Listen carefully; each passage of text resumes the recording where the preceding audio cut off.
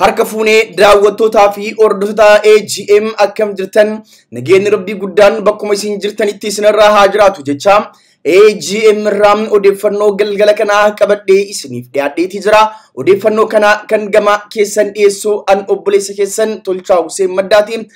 Odeeffannoo keenya guyyaa har'aa keessatti odeeffannoo biyya keenyaaf addunyaalessaa gurra isin buufna.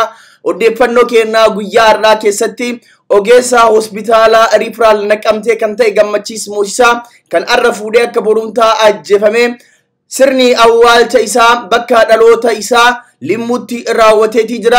Waa'ee awwaalcha isaa isinitti himna. Akkasuma hiriyyaan isaa Dr. Gurmeessalleen waan barreesse qaba. Isa sanis gurra isin buusaa. Gama biraatiin immootu hidhattoonni Taalibaan kutaalee biyya Afgaanistaan gara caaluu qabachuun gabaafameetii jira. Odeeffannoo keenya irraa maahitiin qurxummiin ilkaan namaa fakkaatu qabu biyya Ameerikaa keessatti argamuun isaa beekameetii jira. Odeessaalee kana gurra isin buusaa. Tamsaasni keenya idilee guyyaa guyyaan AGM irraa isiniif darbu bifa salphaa ta'een akka isin bira ga'uuf warroonni YouTube channel keenyaa subscribe godhin YouTube channel keenyaa subscribe godhadhaa jecha amma kallattimaan gara odeeffannoo keenya guyyaa irraatti isin ceesisa. Sirni awwaalcha Gammachiis Moosisaa guyyaa dheengaddaa bakka dhaloota isaa aanaa Limmuutti raawwate. Gammachiis Moosisaa nama akka har'aa fuudhee borumtaa manaa ba'ee dhabamee guyyaa itti aanummoo reeffisaa bishaan keessatti argamedha. Odeeffannoo kana irra deddeebiin isinii qopheesseetii jira.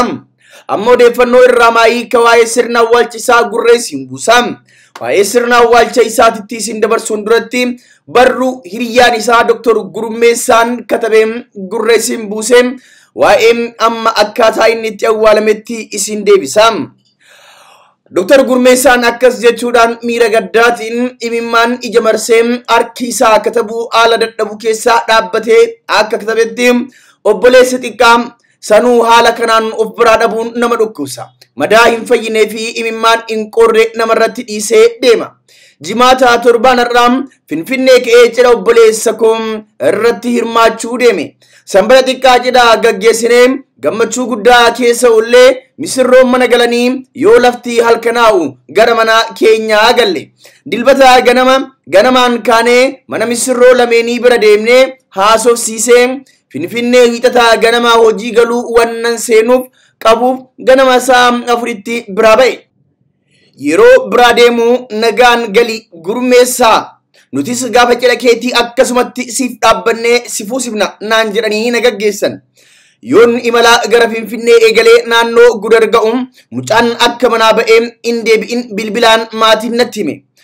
Warra deebii deemuuf namni walitti qabamee bakka manaa eegaa misirroon garuu hin jiru. Dhiphina hamaa keessa galan. Dilbata sa'a 6 irraa ka'ee hanga kibxata sa'a 7tti fayyaasaa arganna jennee abdataa tarii immoo lubbuun hin jiru jennee boo'aa barbaanne. Kibxata sa'a 7 fi 8 gidduutti utuma barbaannu obboleessi koo inni tokko bilbilee Gurmee innoo hin jiru boqoteera hin barbaadin jedhee hudhamee bilbila cufe. Haroo sorgaa keessaa reeffi isaa qubeellaa isaa saatii harkallee waliin reeffi isaa argame. Gaafuma kana reeffa isaa gara hospitaala Phaawulos geessinee qorachiifne bu'aa qorannoof beellama fudhanne jedha Gurmeessaan barruu isaa kana keessatti. Roobii gara ganamaa sa'a 5tti reeffa hospitaala Phaawulosii fudhannee gara biyyaa qajeelle jedha Dr. Gurmeessaan. Halkan sa'a 3tti bakka dhaloota aanaa Limmuu ganda Lemmaatti jedhamutti geenyee jedha barruu isaa kanaan hiriyyaan Gammachiis Dr. Gurmeessaan taatee ta'uu yoo ibsu. Guyyaa kaleessaa yookaan kamisaa dheengaddaa sa'aatii 6tti bakka maatii firoottanii fi hawaasni naannoo jiranitti sirni awwaalchaa gaggeeffame. Kanneen qaamaan dhuftan bilbilaan nu jajjabeessaa jirtan kan miidiyaa irratti sagalee taatan ulfaadhaa. Dhugaan gammee akka dhokatetti hin hafu waaqa nuuf kadhadhaa bakka nagaa oolaa jechuudhaan Dr. Gurmeessaan darruu kana karaa fuula Facebook isaatiin maxxanse. Waan baay'ee garaa nama nyaatudha.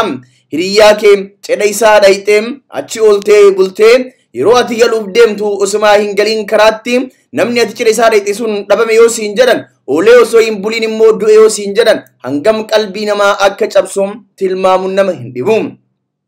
Reeffa Gammachiis Moosisaa hospitaala Phaawulos qoratamee bahuu sirni awwaalcha isaa bakka dhaloota isaa Wallaggaa aanaa Limmuutti raawwate. Maatiin bu'aan qorannaa poolisii fi reeffaa akkuma eegametti tahee shakkii keenya harka namaan miidhamee kan jedhudha jedha namni maatii keessaa dubbisne tokko. Bu'aan qorannoo reeffaa hagayya 30 bara 2013ttis qabamuus himan. Gammachiis obbolaa dhiiraa fi dhalaa walumaa gala nama 26 akka qabus odeeffanneeti jirra. Obboleeyyan 26 qaba.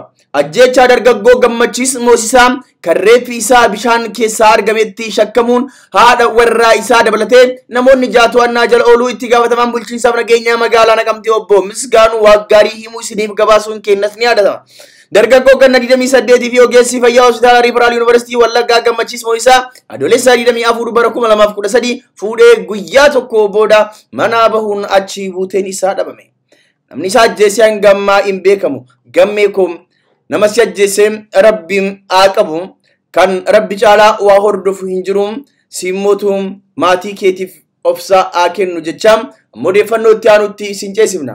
Hidhattoonni Taalibaan kutaalee Afgaanistaan gara caaluu qabachuun gabaafame.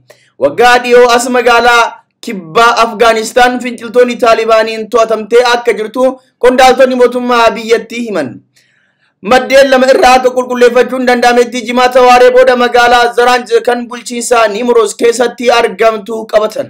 Oduun kun garuu qondaaltota biyyattiin hin mirkanoofne. Taateen kun kan raawwate loltoonni biyyoota alaa Afgaanistaan keessaa ba'uu hordofee ergaa gareen hidhattoota Taalibaan sochii jabaa gochuun eegalaniiti. Hidhattoonni kunneen kutaalee baadiyyaa hedduu qabatanii kan turan ta'us dhiyeenya kana garuu magaalota biyyattii murteessoo ta'an baay'inaan to'achaa jiru. Magaalaa Herat kan lixaa biyyattiitti argamtu fi magaalaa Laashkar Gaan kan kibbaa biyyattiitti argamtu qabachuufis dhiibbaa uumaatii jiru. Magaalaa Zaranj kan warri Taalibaan jimaata waaree booda to'atan magaalaa daldalaa fi daangaa Iraan irratti kan argamtu ulaa daldala biyyattiiti. Maddi mootummaa tokko waraanni hamaan ammallee naannoo waajjira tikaa biyyaalessaatti adeemaa jiraachuu hime. Qondaalli poolisii bulchiinsa Nimroos gama mootummaatiin dhiibbaa guddaa kan hin jirree fi hidhattoonni Taalibaan salphaatti magaalota murteessoo ta'an qabataa jiru jechuun dubbatan. Gabaasni ba'aa jiru akka mul'isutti warri Taalibaan buufata xiyyaaraa qabataniiru kun immoo mootummaa biyyattiif kufaatii guddaadhas jedhan. Ergaa gareen Taalibaan magaalaa kana qabatanii booda suuraan wayitaa jiraattonni waajjiraalee mootummaa keessaa meeshaalee hatan mul'isu bal'inaan qoodamaa ture. Loltoonni USA turtii waggoota 20 booda biyyattii gadi dhiisanii ba'uu hordofee kutaalee biyyattii hedduu qabachuun milkaa'aa jiraachuu kan himtu gareen Taalibaan magaalaa Zaranj qabachuun tarkaanfii murteessaa ta'uu ibsite. Guyyaa jimaataa Daarektarrii miidiyaa fi giddugala odeeffannoo mootummaa Afgaanistaan Daawaa kan Meenaappaal magaalaa guddoo biyyattii Kaabul keessatti hidhattoota Taalibaan ajjeefame. Taalibaan qondaalli kun kan hojii isaa argate jechuun ibseeti jira. Odeeffannoo kennaa irraa maahitiin immootu qurxummiin ilkaan namaa fakkaatu qabu Ameerikaatti qabame.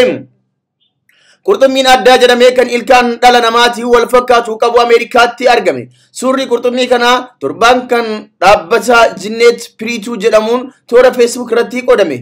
Eddoon qurxummiin kun itti kiyyeeffame yookaan qabame kaaba Korooliyaaniyaatti argama. Qurxummiin gosa Sheepshid yookaan mataa hoolaa jedhamu beekamu ta'uu kan adda baafame yoo ta'u kan ilkaan ha'oo foon honkuteessuu fi yookaan bulleessuuf gargaaru toora galee hedduu qaba. Qurxummiin kun maqaa mataa hoolaa jedhu kana argachuu kan danda'e afaan hoolaa fakkaatu waan qabuuf qurxummichi qabee kan baase Naataan Maartiin nama jedhamudha. Maartiin akka jedhetti wayita qurxummii ilkaan danuu qabu kallattii fuulatti itti dhufetti qurxummicha nan qabadha jedheen abdadhe jedheeti jira. Kiyyeessuun gaarii ture namatti tolas jechuun MC Trust News himeetii jira. Sana booda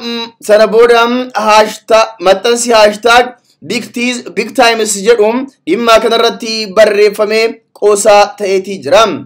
Dirinyiin ilkaanii kun eessaa dhufe jedhee namni tokko gaaffii kaase. Namni biraan immoo qurxummichi ilkaan koo caalaa fooyyee qaba jedhee barreessuun qoosaa garagaraas qoosaatii jiru. Gaandaawwataa fi hordoftoota keenya kabajamoo odeeffannoon har'aaf qabannee isiniif dhiyaannee kanuma odeeffannoo biraatiin deebinee hanga wal agarrutti turtii gaarii isiniif haa ta'u jecha irra deebiin warroonni YouTube channel keenyaa subscribe godhin YouTube channel keenyaa subscribe godhadhaan dhaamsa kennam.